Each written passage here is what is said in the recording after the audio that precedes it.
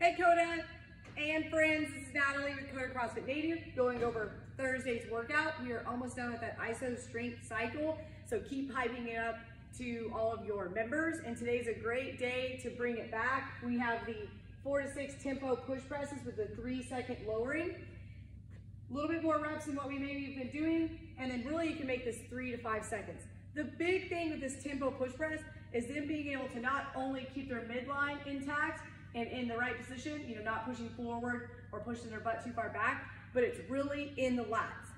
Not only should they care about their lats if they want to get better at different gymnastics, things like that, but they should care about it because it's going to help us be in better positions overall and have better longevity in CrossFit. So talk about how important this iso strength cycle has been and why it's important to not just necessarily push heavy weight today, but know how to use those muscles the right way and have that mind and muscle connection. So 4 sets, 4 to 6 tempo push presses with that 3 to 5 second lowering phase. In between, we have those sandbag cleans again with also a carry. So you can really reiterate some midline positioning and stuff here. You definitely need to have that in your warm-up, and we'll talk about that in a bit. In the video, having everybody properly pick up those sandbags. Don't just let them reach and Jefferson curl it up, but pick it up the way that the video has, and kind of make it fun. Like in live, you have to move. In live, you have to pick up kids. If we can start to apply that to things outside the gym, they're going to take it more seriously. But you got to sell it to them on why it's important to do it the way we're asking them to do it today. Then on that 20-meter carry, so they do the 4 sandbag cleans, they do the carry, and we're walking nice and steady. So reiterating that good midline position. They don't need to pick up that 150 bag if they're going to hold it like this, right? Today is about good positioning in our cycle. So this is going to take about 12 to 15 minutes, probably 15 minutes if you have some heavy hitters on the sandbag, just because they're going to be tired in between those sets and need a little bit more rest. So 12, 15 minutes. You have a lot of time today, so really you have a lot of time to dig into some warm-up drills. First of all, getting their lats activated. We could do those with different, halfway holds, bottoms up, kettlebell presses, things like that. They're going to make them stabilize and use their lats.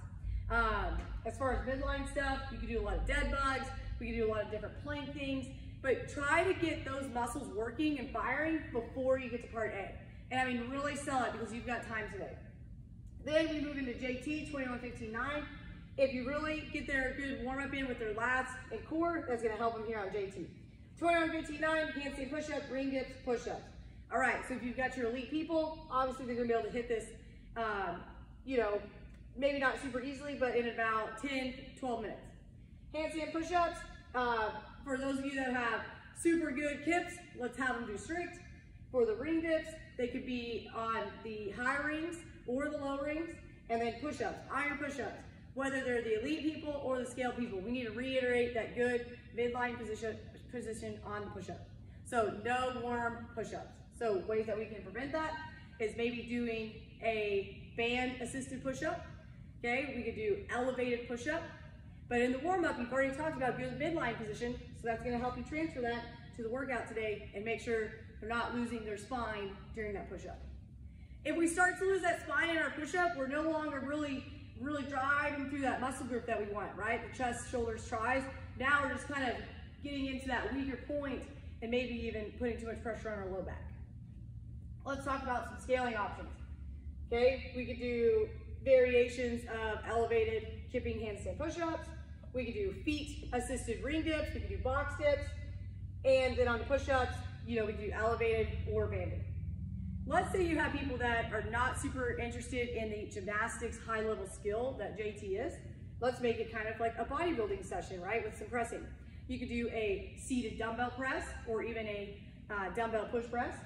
Instead of ring dips, you could do a bench, dumbbell bench, okay, or even a floor press, and then, push-ups could be the same.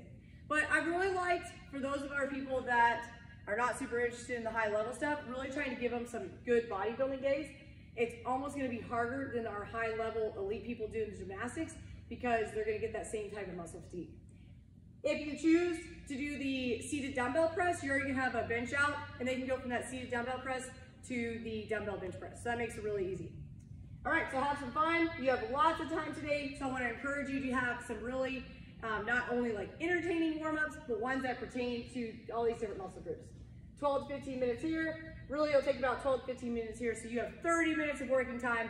Make it useful. Sell some people on good positions, and have a good day.